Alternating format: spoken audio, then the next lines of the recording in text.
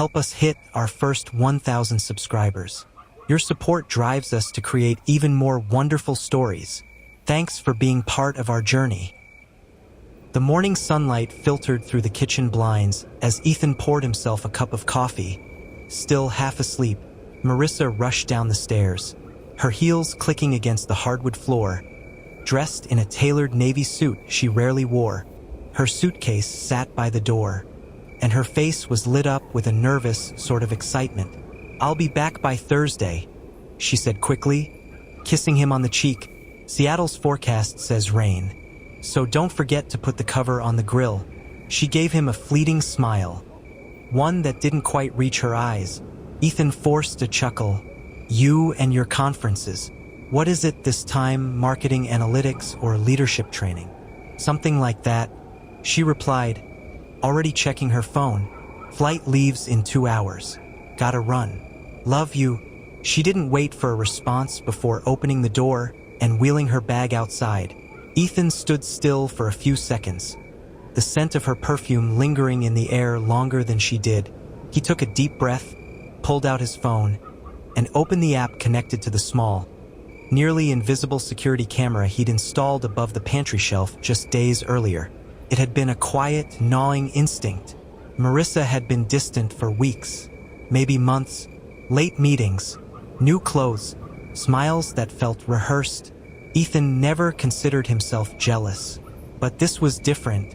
There were holes in her stories, little ones, gaps in time. He didn't want to confront her without proof.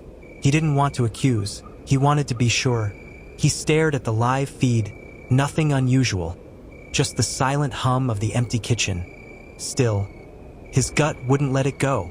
As the front door shut and her car pulled out of the driveway, Ethan didn't feel relief. He felt a twist in his stomach, a twist he couldn't explain.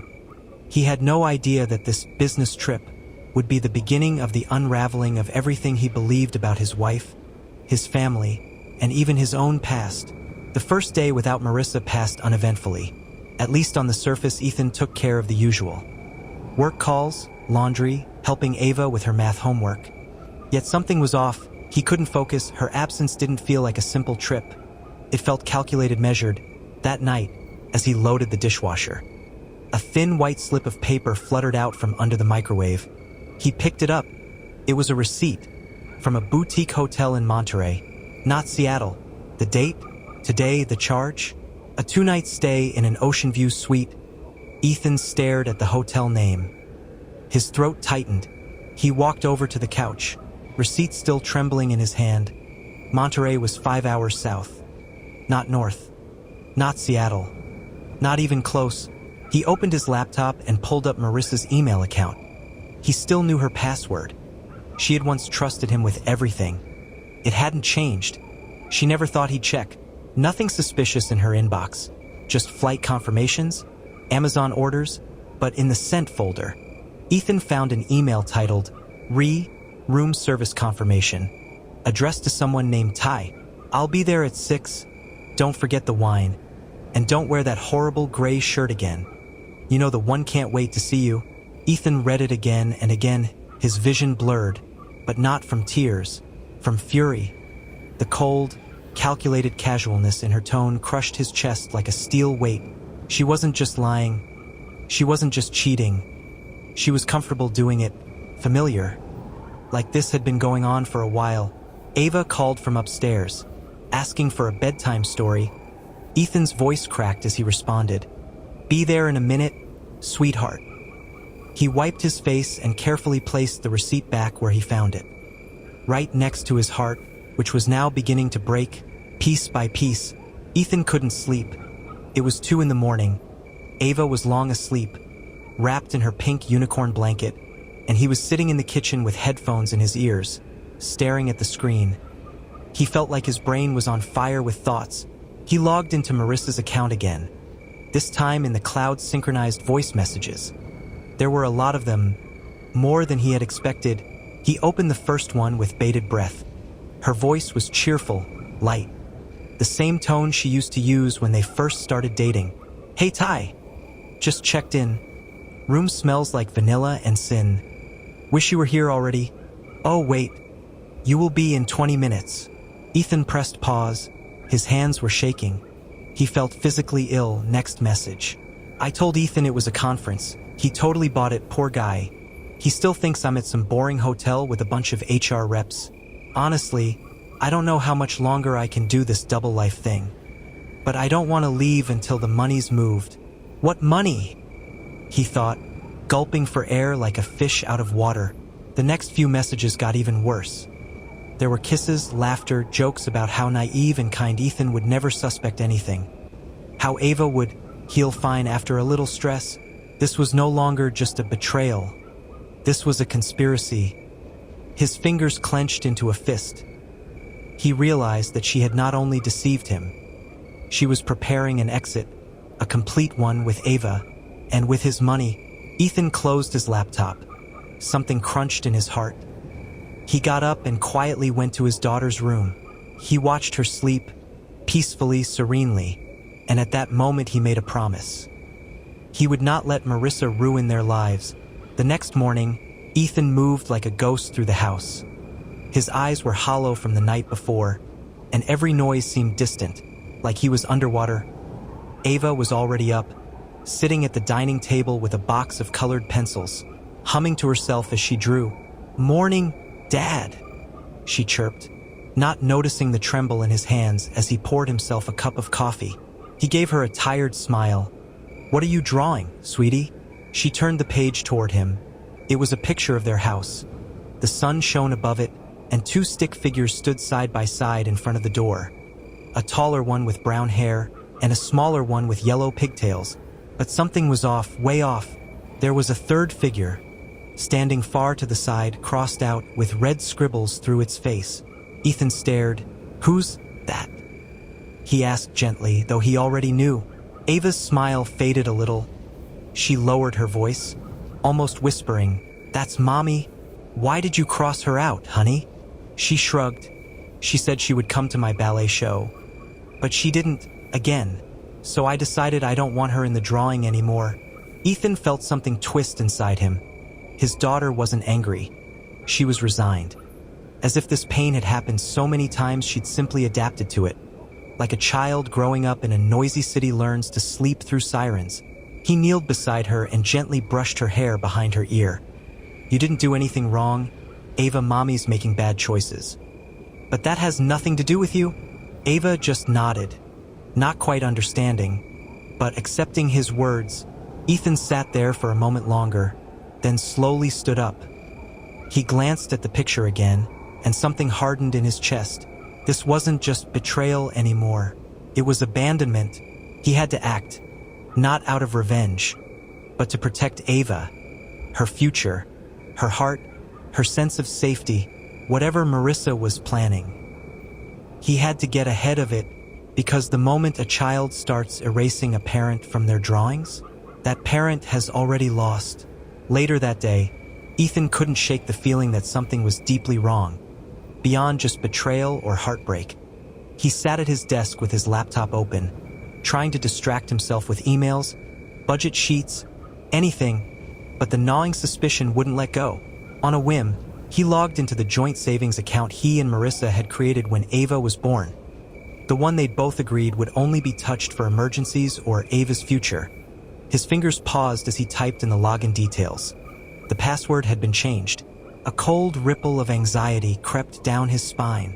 He tried again, using variations Marissa used for other accounts. On the third try, he was in. The balance made his breath catch in his throat. $73.29. That account had over $40,000 just 3 months ago. Money he'd been setting aside since the day Ava took her first breath. Ethan froze. He scrolled down to the transaction history, and his heart began pounding harder with every click. Wire transfers, online purchases, Airbnb rentals, plane tickets, designer boutiques in Miami, Paris, even Dubai. Marissa wasn't just leaving. She was spending like she'd already started a new life. One transfer, in particular, caught his attention. A large sum wired to an unfamiliar account under a name he didn't recognize. Camila Rowan? He blinked. Camila? He didn't know a Camila, but something told him Marissa did. Ethan copied the transaction ID and opened a new tab, running a public records search. It took less than 10 minutes to uncover the truth. Camila Rowan was Marissa's legal alias from a business she started 5 years ago, a travel consulting firm that never really launched.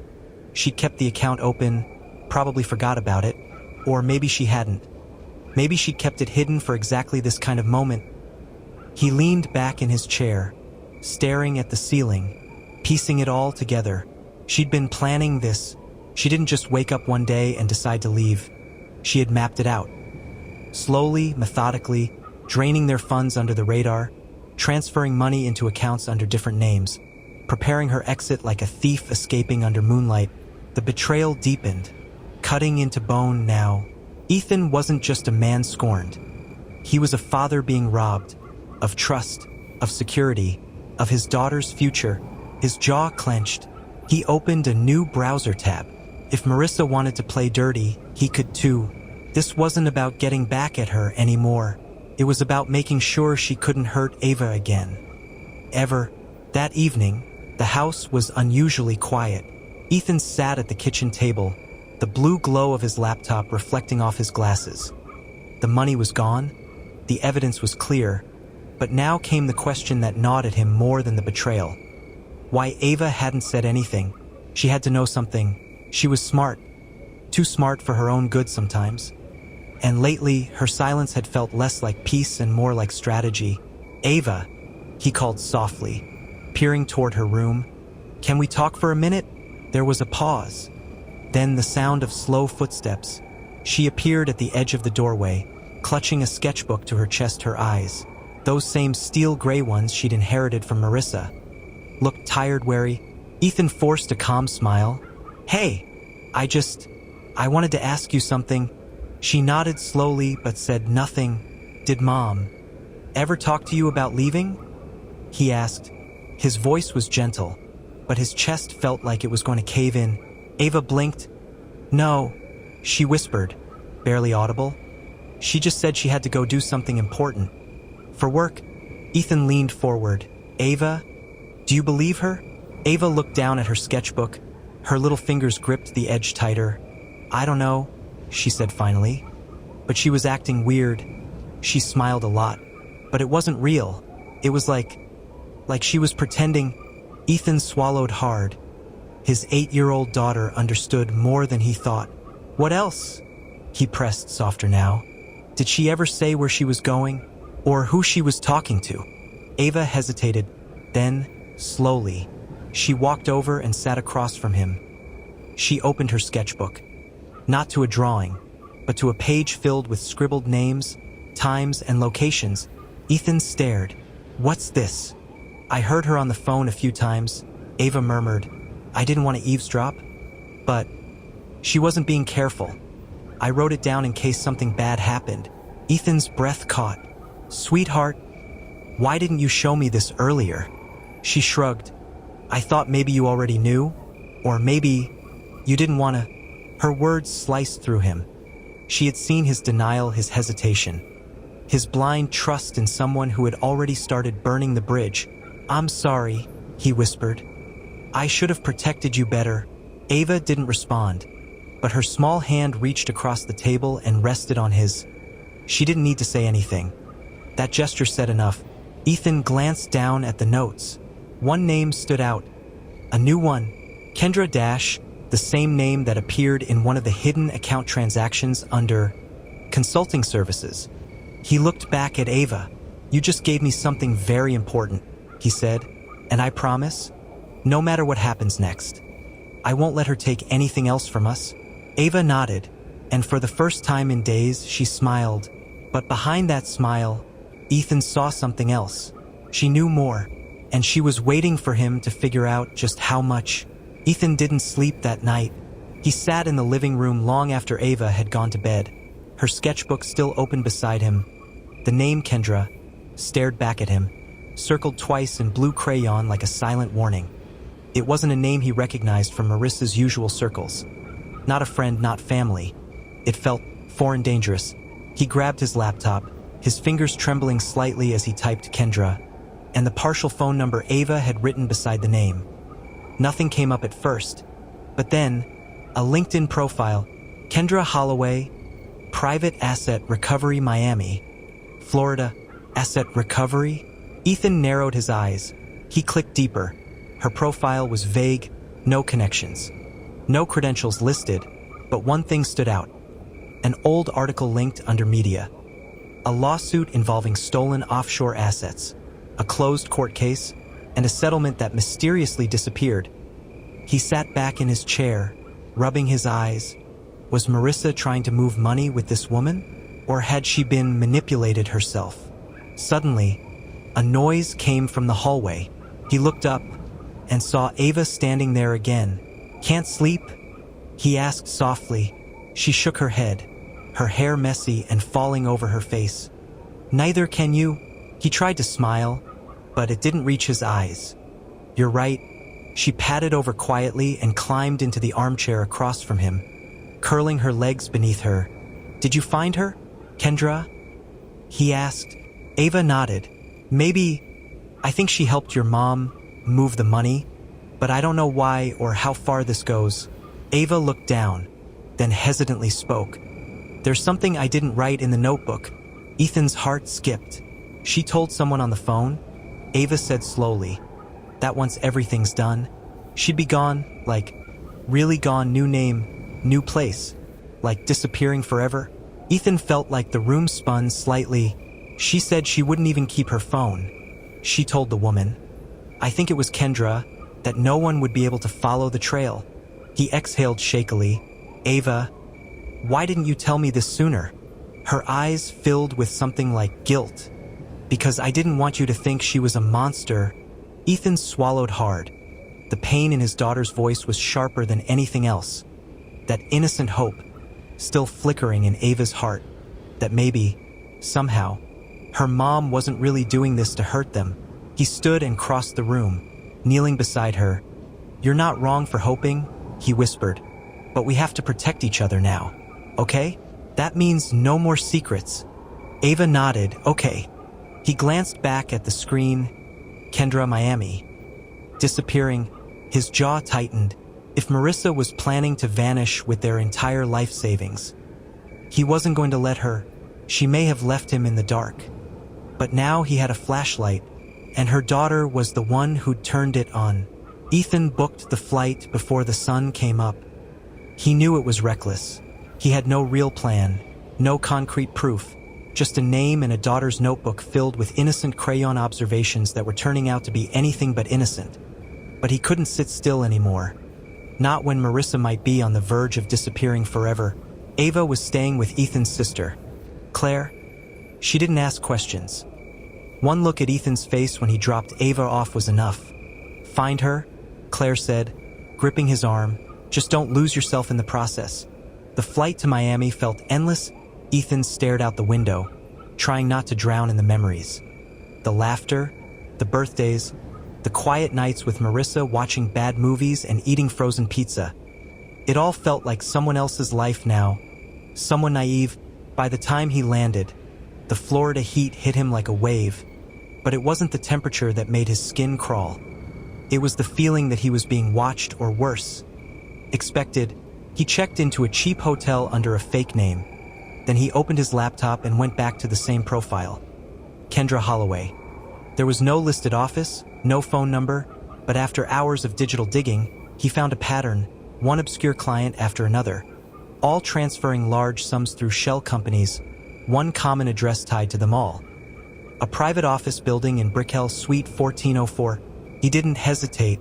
The building was sleek, modern, and intimidating. Security at the front desk didn't blink when he walked in. He made it to the 14th floor, the hallway eerily quiet. There was no name on the door, just a black panel and a buzzer. He pressed it. A voice crackled through the intercom. "Yes." He swallowed hard. "I'm looking for Kendra Holloway." Silence. Then, "She's not available. I think she might be expecting me," Ethan said. "Tell her Ethan Markham is here, Marissa's husband." A long pause. Then the door clicked open. He stepped inside slowly. The hallway was dim, the only light coming from the room at the end.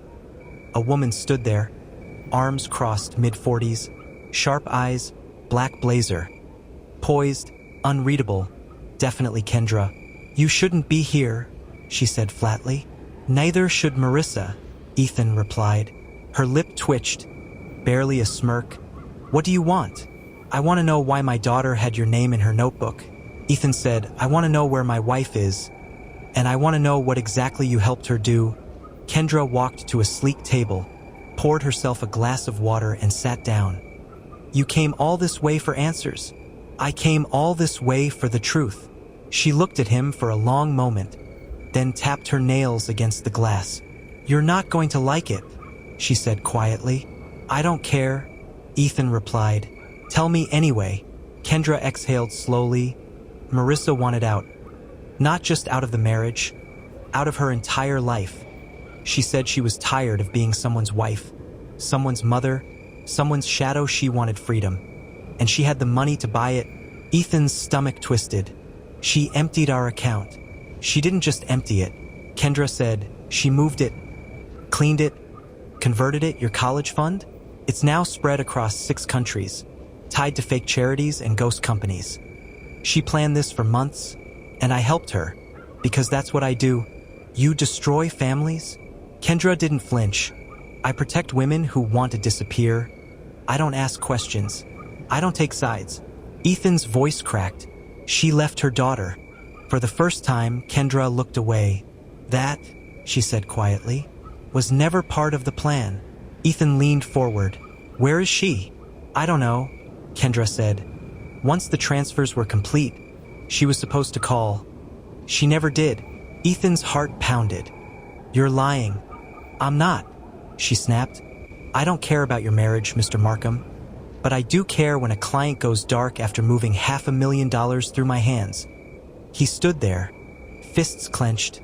So you helped her disappear, and now you've lost her. Kendra nodded slowly. Seems like we're both looking for someone who doesn't want to be found. For a moment, neither of them spoke. Then Kendra opened a drawer and slid a flash drive across the table. She made a mistake, she said. Left a few things behind. Take it. Maybe it'll help, but if you find her, be careful. You're not the only one she lied to. Ethan grabbed the drive and turned to leave. Behind him, Kendra's voice echoed coldly. Sometimes the truth doesn't set you free. It burns everything down. Back at the hotel, Ethan stared at the small black flash drive like it was a stick of dynamite. He had no idea what was on it. Financial statements, hidden messages, coordinates, maybe nothing at all, but his hands trembled as he plugged it into his laptop. The screen flickered for a moment, then loaded a single folder titled Mira ESC. He clicked. Inside were a dozen video files, all dated within the last few months. Most of them recorded on what appeared to be security cameras or personal phone clips. Ethan's heart beat faster with every title he read. Port of call, June 3 RD, Serrano Estate Interior, July 18 Dich, Marissa. Phone call, MP4, Ava notebook scan. He opened the third one first. It was grainy, low-resolution. Marissa sat alone in a room, likely a hotel, pacing nervously in front of a window. Her voice was muffled, but clear enough.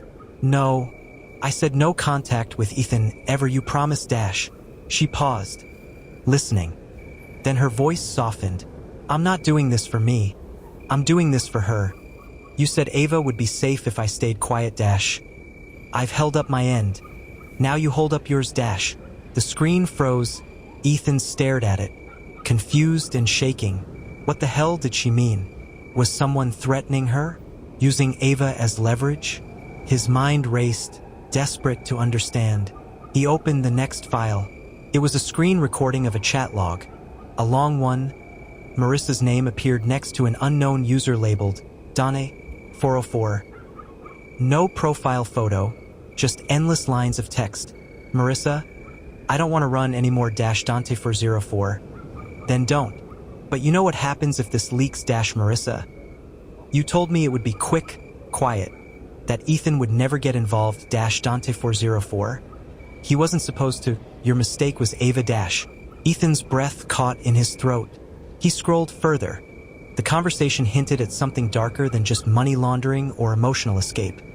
There were references to witnesses, cover stories, and a shipment scheduled weeks after Marissa disappeared. One line chilled him to the bone.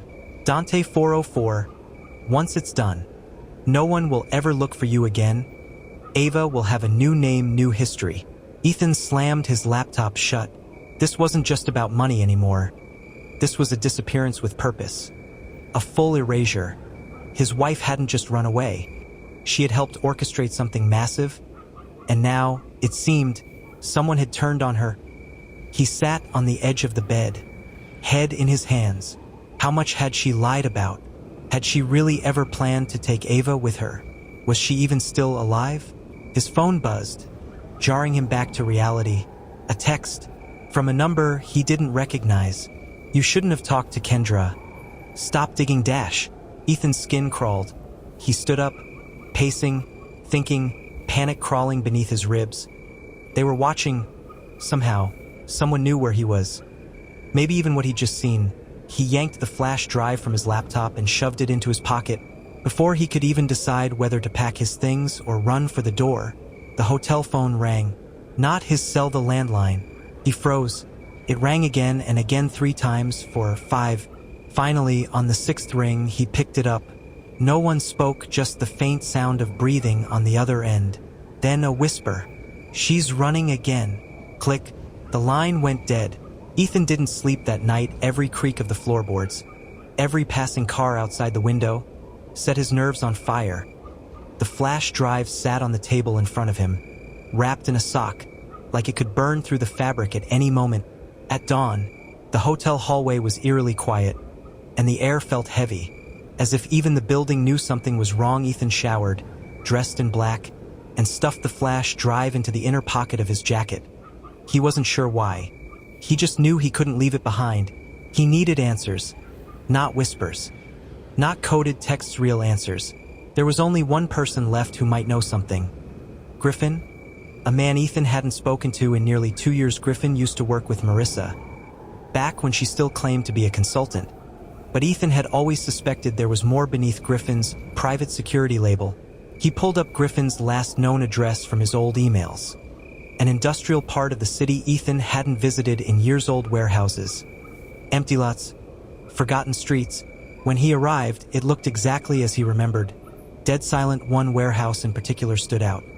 Not because it was in better shape than the rest, but because it had a single surveillance camera still attached near the rusted doorframe, active watching. Ethan approached slowly. The door was slightly ajar. He stepped inside. The room was vast and empty, save for a few crates and metal racks. A long cable snaked across the floor, leading to a desk covered in monitors. One flickered to life the moment he entered, showing a grainy black and white feed of the very room he was standing in. Then a voice behind him. You brought it, didn't you? Ethan spun. Griffin stood at the far end of the room, arms crossed, dressed in a long coat and sunglasses despite the dim light. The years had aged him. Deeper lines on his face, a subtle limp, but his presence was still just as sharp. Ethan pulled out the flash drive but didn't hand it over. I found it at Kendra's, he said. What the hell is going on, Griffin? Griffin sighed, stepping forward. You shouldn't be here, Ethan. You're already in deeper than you realize. I want answers. Ethan snapped. I have a daughter who's missing, a wife who lied about everything, and now I'm getting threats from ghosts in burner phones. No more riddles? Tell me what I'm looking at. Griffin hesitated for a moment, then gestured to the desk. Plug it in. Ethan did. The screen filled with files, some of which he hadn't seen before. Diagrams, maps, names. Griffin pointed at one. Project Mira, Phase 3. That's what this is all about, he said.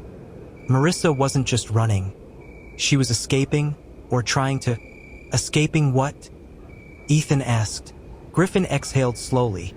A program that doesn't officially exist, designed for data extraction, surveillance, and re-identity mapping, funded off the books. Ava wasn't just collateral. Ethan.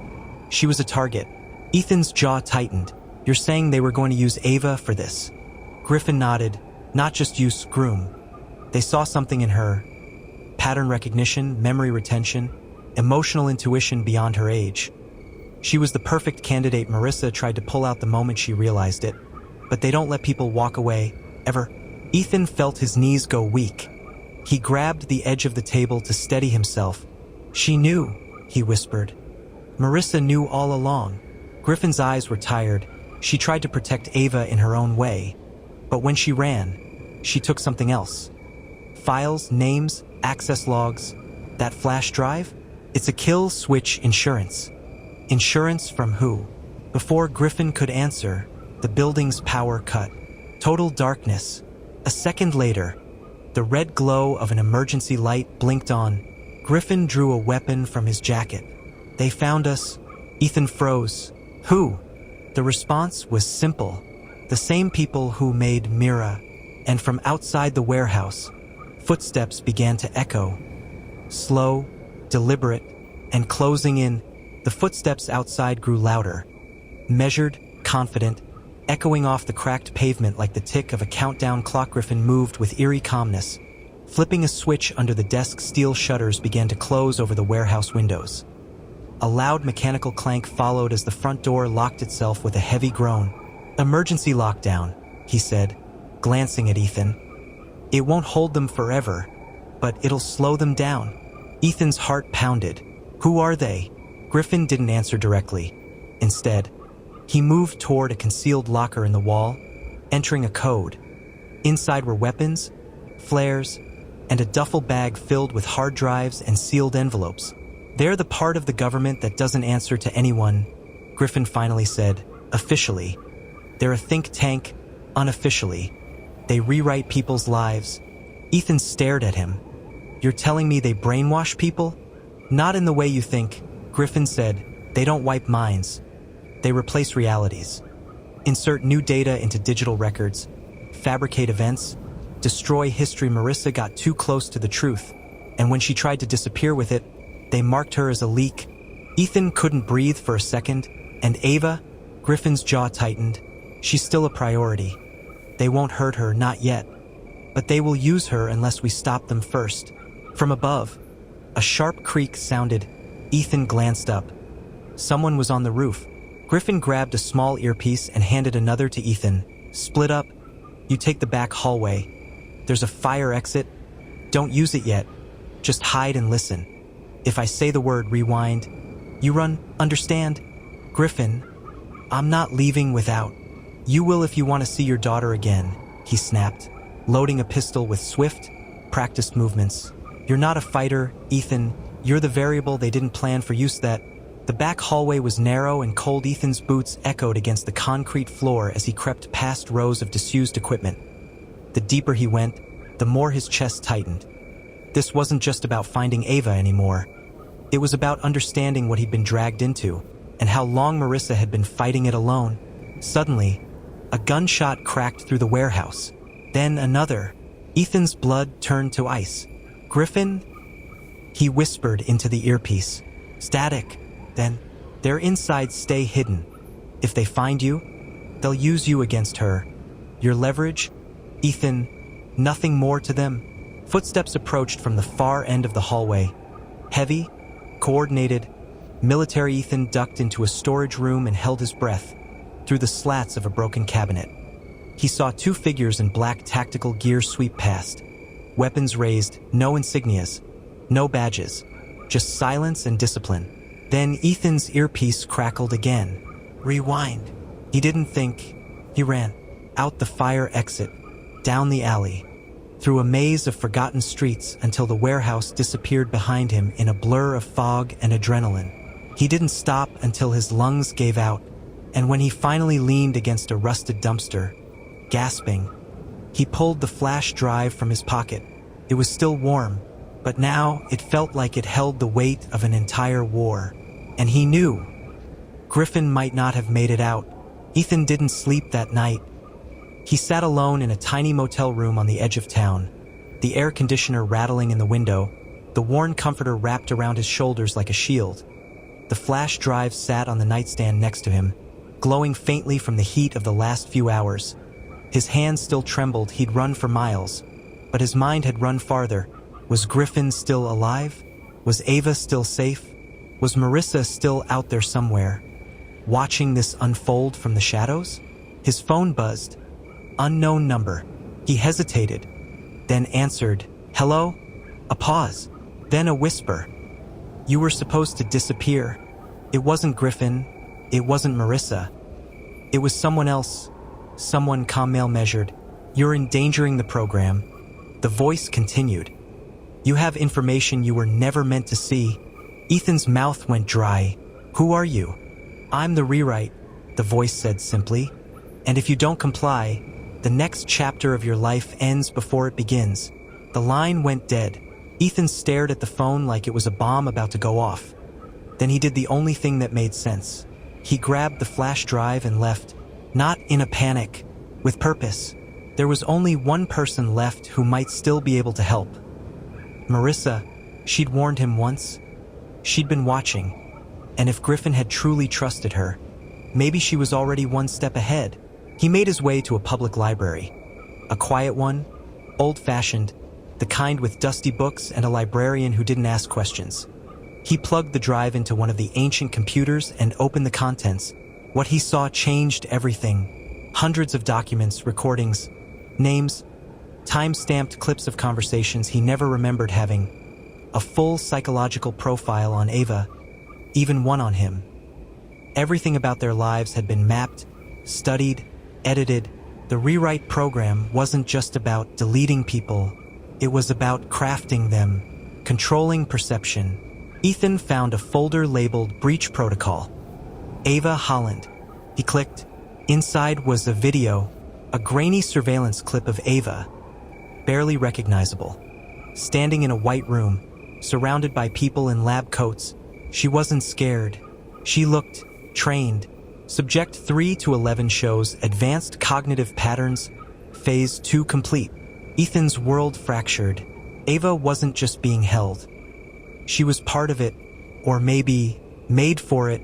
A loud knock pulled him out of the trance. He turned.